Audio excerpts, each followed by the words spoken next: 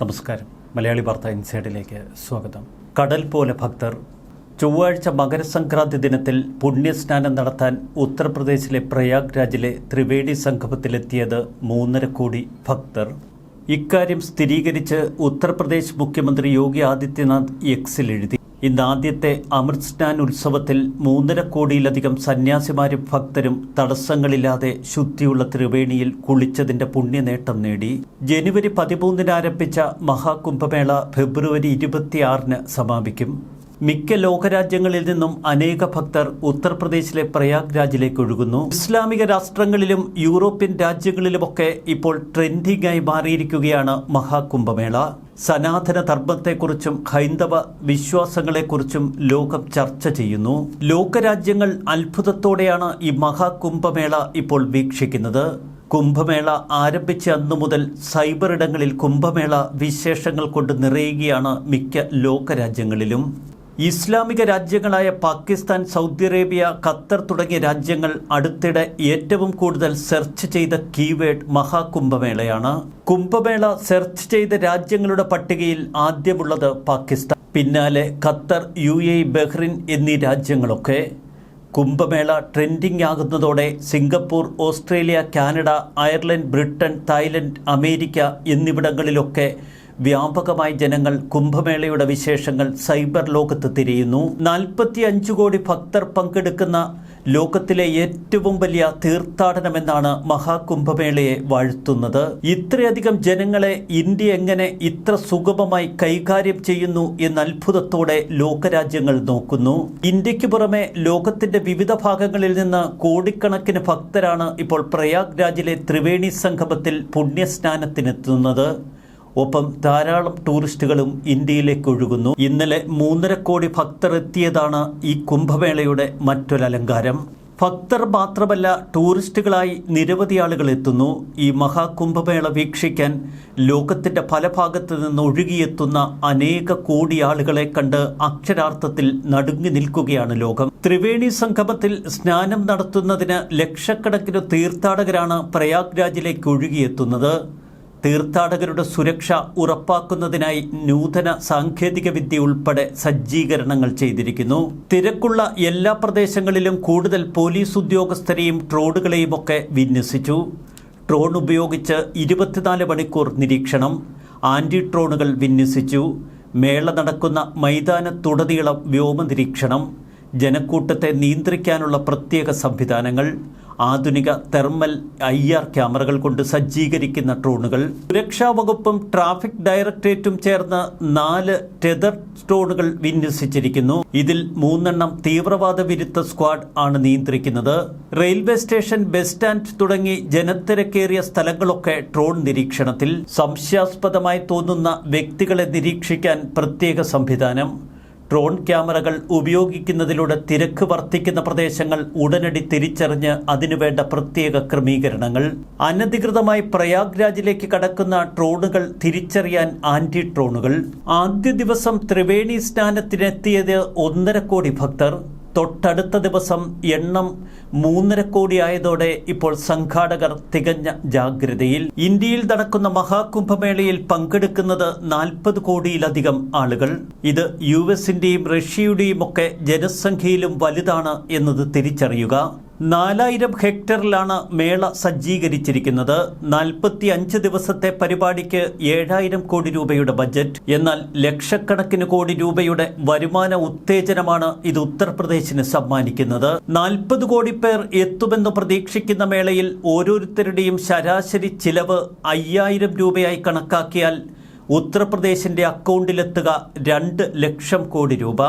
ഇത് 4 ലക്ഷം കോടി രൂപ വരെ ഉയരാം എന്ന് ന്യൂസ് ഏജൻസികൾ പറയുന്നു. ഫുഡ് ആൻഡ് ബിവറേജ് സെഗ്മെന്റാണ് ഈ മേളയുടെ ഭാഗമായി ഏറ്റവും വലിയ ഉത്തേജനമുണ്ടാകുന്ന സെക്ടർ എന്ന് ഇന്ത്യൻ ട്രേഡേഴ്സ് കോൺഫെഡറേഷൻ. എണ്ണ, വിളക്ക്, ഗംഗാജലം, ചന്ദനത്തിരി, മതപരമായ പുസ്തകങ്ങൾ എന്നിവയുടെ വിൽപ്പനയിലൂടെ പ്രതീക്ഷിക്കുന്നത് 20,000 കോടി രൂപയുടെ വരുമാനം. ചരക്ക് ഗതാഗതം, ടൂറിസം, ട്രാവൽ പാക്കേജ് സെക്ടറുകളിൽ നിന്ന് 10,000 കോടിയിലധികം രൂപയുടെ ഉത്തേജനം. ജനത്തിരക്ക് മൂലമാണ് ലുറീൻ പവലിന് അലർജി ഉണ്ടായതെന്നാണ് റിപ്പോർട്ടുകൾ. നിരഞ്ജിനി അഖാരയിലെ സ്വാമി കൈലാശാനന്ദയുടെ നേതൃത്വത്തിലുള്ള ആശ്രമത്തിലാണ് ഇപ്പോൾ ലൊറീൻ പവൽ. ഇത്ര വലിയ ജനക്കൂട്ടത്തിനിടയിലേക്ക് താൻ ആദ്യമായാണ് കടന്നുവരുന്നത് എന്നവർ വ്യക്തമാക്കി. ഇന്ത്യയിൽ ആത്മീയ യാത്രയിലുള്ള ലൊറീൻ പവൽ ജോബ്സ് ഞായറാഴ്ചയാണ് മഹാകുംഭമേള നടന്ന സ്ഥലത്തേക്ക് വന്നത്. കുംഭമേളയുടെ ഭാഗമായി നടക്കുന്ന വിവിധ ചടങ്ങുകളിൽ അവർ തിങ്കളാഴ്ച പങ്കെടുത്തു. കുംഭമേളയിൽ പങ്കെടുക്കുന്നതിനിടയിൽ അവർ കമല എന്ന പേര് സ്വീകരിച്ചിരുന്നു. കുംഭമേളയ്ക്ക് എത്തുന്നതിന് മുൻപ് ഈ മാസം 11 അവർ വാരണാസിയിലെ കാശി വിശ്വനാഥ ക്ഷേത്രം സന്ദർശിക്കുകയും ചെയ്തു. 144 വർഷങ്ങൾക്ക് ശേഷം എത്തിയ മഹാകുംഭമേള, അതിന് സാക്ഷിയാകാൻ ലോകത്തിൻ്റെ പല ഭാഗങ്ങളിൽ നിന്നെത്തിയവർ അവിടെയുണ്ട്.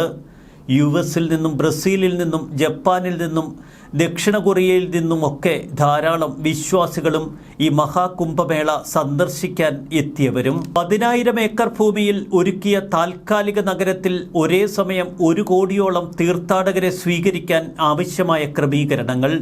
ഇതൊരത്ഭുതമല്ലെങ്കിൽ പിന്നെന്ത്?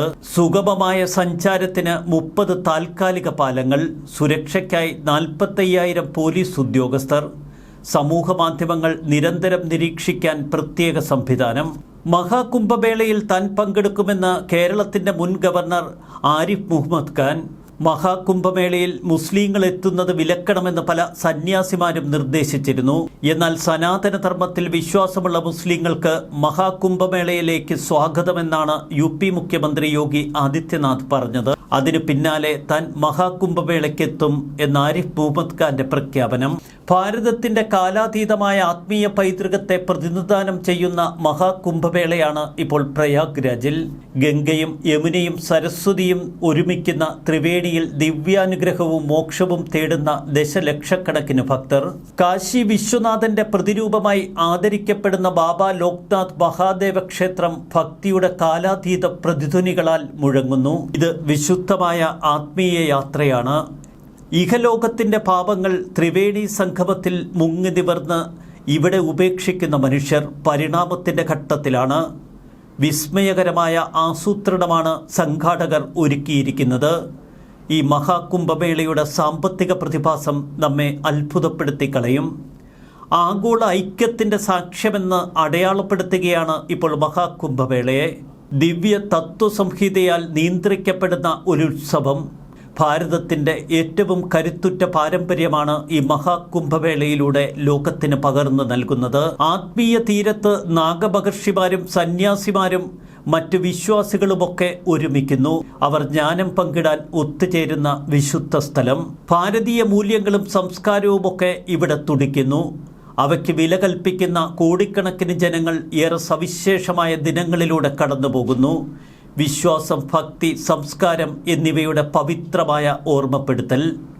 വിശ്വാസവും ഐക്യവുമാണ് ഈ ആഘോഷത്തിൻ്റെ കാതൽ. എല്ലാ വിശ്വാസികളെയും ഉത്തർപ്രദേശ് സർക്കാർ സ്വീകരിക്കുന്നു. അവർക്ക് വേണ്ട ക്രമീകരണങ്ങളൊക്കെ കൃത്യമായി ഒരുക്കുന്നു. എല്ലാ മനുഷ്യരും ഒരുപോലെയാണ് എന്നീ മഹാകുംഭമേള നമുക്ക് പറഞ്ഞു തരുന്നു. വിശ്വാസപരമായ പരമ്പരാഗത ചടങ്ങുകളിൽ അവർ ഒരുമിച്ച് പങ്കാളികളാകുന്നു. സനാതനധർമ്മത്തിൻ്റെ കാലാതീത ജ്ഞാനം അനുഭവിക്കാൻ അവർക്ക് കൃത്യമായ അവസരം.